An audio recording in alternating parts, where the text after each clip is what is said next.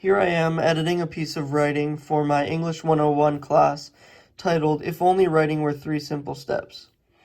There are three distinct aspects of my writing process, referred to here as my theory of writing. I have had the pleasure of strengthening all of them in this class.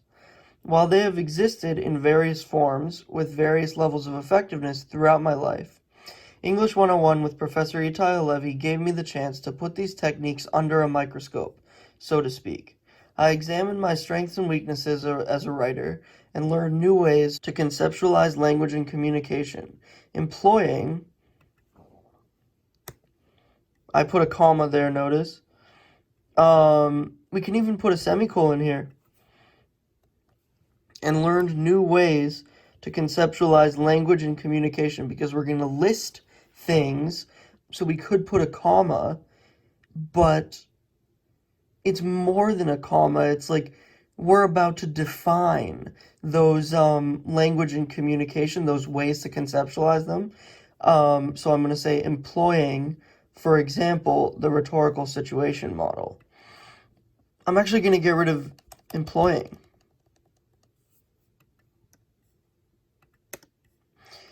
My first step before writing anything, and this is an essay about how I write, which is maybe helpful for someone who's interested in my editing services. My first action step before writing anything, be it a text, Facebook post, or essay, is what I call conception.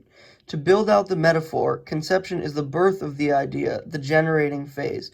Notice I used another semicolon here because I was defining what the birth of the idea is. It's the generating phase. I mentally craft the general idea and rough outline of the piece I'm writing before pen touches paper or fingers touch the keyboard. One of the largest and most important aspects of this stage is the conversations I have. For example, before I could write an essay about James Warren's The Rhetoric of College Application Essays, Removing Obstacles for Low-Income and Minority Students, it took listening to multiple conversations in class about what the assignment was asking for, and even more conversations with my parents and academic tutors about the way I understood the assignment's task and how I plan to approach it.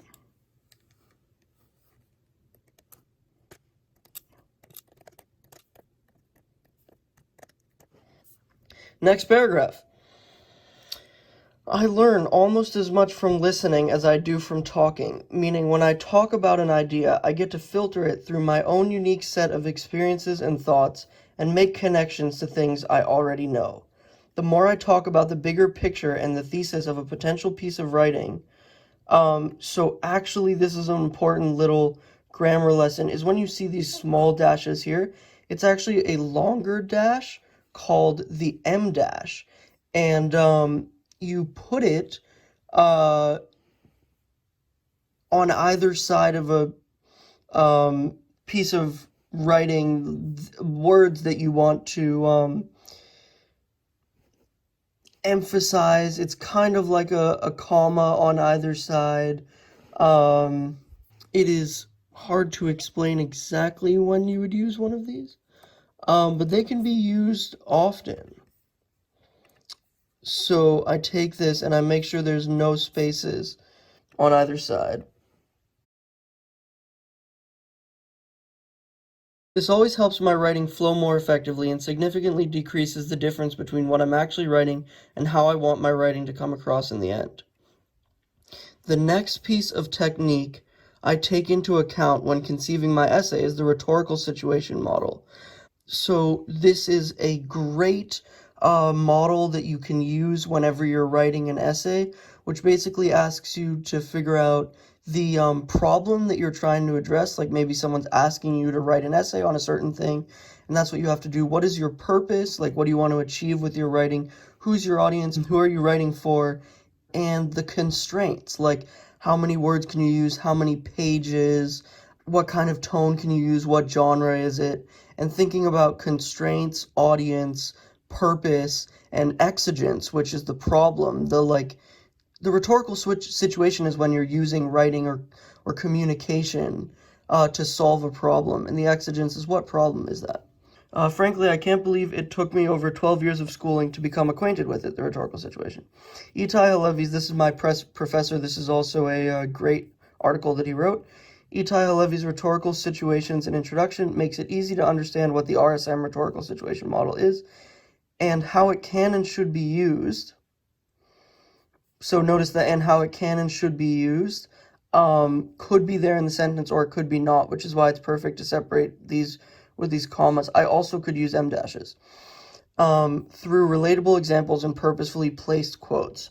So this is often, especially if you've already summarized an article or if the people, your audience, the people you're writing for, know that you've read an article, you don't have to summarize so much and spend like a ton of lines on summary. The more important thing is to say what this article actually taught you and what you got out of it. And I'm saying something this article did really strongly, which is it used relatable examples and purposefully placed quotations to get its point across. After reading it, the article, and before I started each assignment for the rest of the semester, I would ask myself, what's the problem am I trying to use? See, already here we have some bad grammar. What's the problem? And actually, in formal essays, I like to say what is. What is the problem I am versus I'm? What is the problem I am trying to use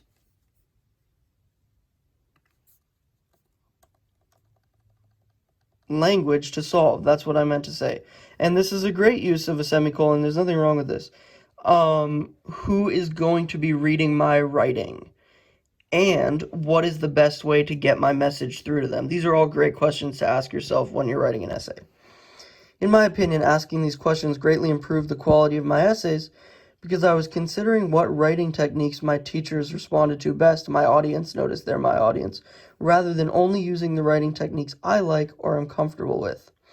This semester, by taking on the perspective of the reader, annotating texts, and also being the writer, it is a weird way to say that, but that is what I mean. Like the reader of texts and then being the writer of texts, being on both sides of that, I realized this next thing. I finally realized the importance of the two-way street that is writing. Writing is really a collaborative process. It's not just one person writes and then it's done. Someone reads it, hopefully someone comments on it. That's kind of the role that I can serve. And how significant a contribution all of the parties involved make to the process. That's correct. What happened here? A great example of this dynamic can be found in the introductory paragraphs of many of my essays. I meant introductory paragraphs. So this is why you proofread or why you pay someone like me to do your proofreading, because you get to catch stuff like this. Introductory paragraphs of many of my essays. I came into this semester thinking the best way to write a paper was to explain exactly what you were going to say in the paper up front and then say it. This is certainly one way to do it. I no longer think it's the best way to do it. I learned this in high school. I would write papers with one or two great pieces of analysis and save them until the end of the paper. I believed that if I surprised my reader with a great idea at the very end, the whole paper was a success. This didn't really work out for me, so I still agree with that. I think that's true, that you shouldn't save your best ideas of the paper for the very end. I would always worry, like, if I would talk about them in the beginning of the essay, then I was, like, giving away my good ideas. Let people know what your good ideas are, like, multiple times throughout the paper, because basically audiences are dumb, and if you don't repeat it over and over again, people may be, they may be kind of unclear on what your essay is actually about, and that's also something I can help you with. This didn't really work out for me, just throwing my one good idea at the end of the paper.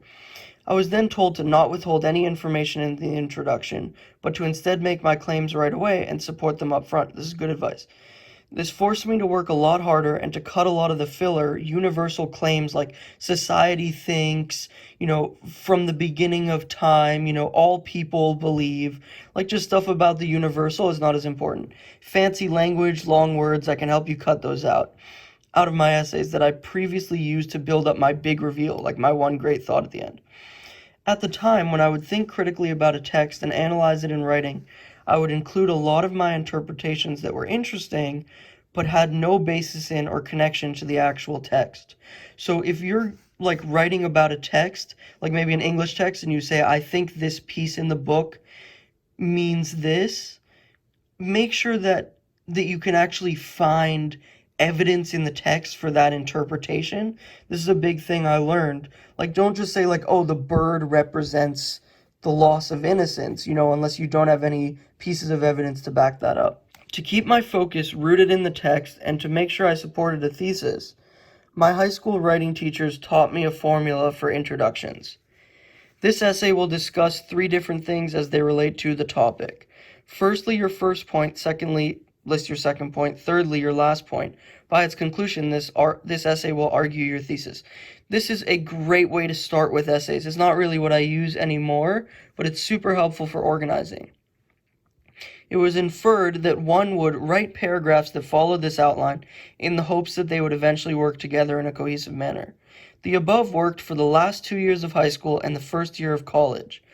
This year, 2 professors that I had come to greatly respect, Itai Halevi, English professor, and the professor of my first year seminar course, brought to my attention the idea that this added explanation at the beginning of my essays, rather than giving the reader a roadmap of my essay, actually slowed down the pacing, wasted valuable space in assignments with page limits, and distracted from the power of launching directly into my content and evidence. In English class, I learned this essay exactly between the first essay about the rhetorical situation model and the Warren essay. For the specific assignment that I'm writing here, it's important to give specific examples of when things happened in this class. It's kind of a review of the class, but it's not how good was the class. It was like, what did you learn in the class? At first, I was afraid. I actually kind of want to put an as here, as I felt as if my safety net was being removed. My safety net was how I would always start papers, with the firstly, secondly, thirdly. However, as soon as I went outside of my comfort zone and began writing introduction paragraphs that were shorter, more narrow in focus, and unique rather than basic and redundant, I was rewarded. I saw an immediate increase in my grades and, often, an impressed tone in the readers' comments I received. Introduction paragraphs is absolutely something I can help you with. My theory of writing is to push myself to create the most comprehensible, analytical, interesting pieces of writing I can imagine, and then ask for help and listen openly to what others have to say. It's very important to ask for help. A bunch of mistakes in your own writing, you're not really going to see yourself. Often. The last 2 steps I practice when I write are the first draft and the revisions.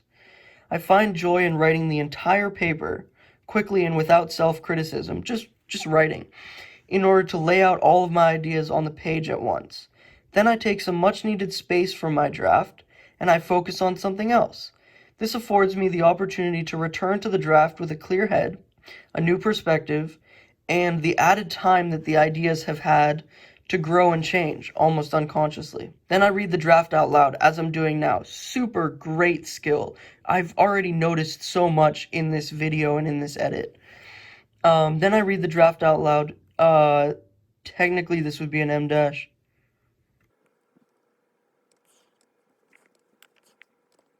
Taking note of the places where I stumble over misspelled, missing, or confusing words. This is what I'm doing. Lastly, I edit it as my papers. I actually kind of want to say that.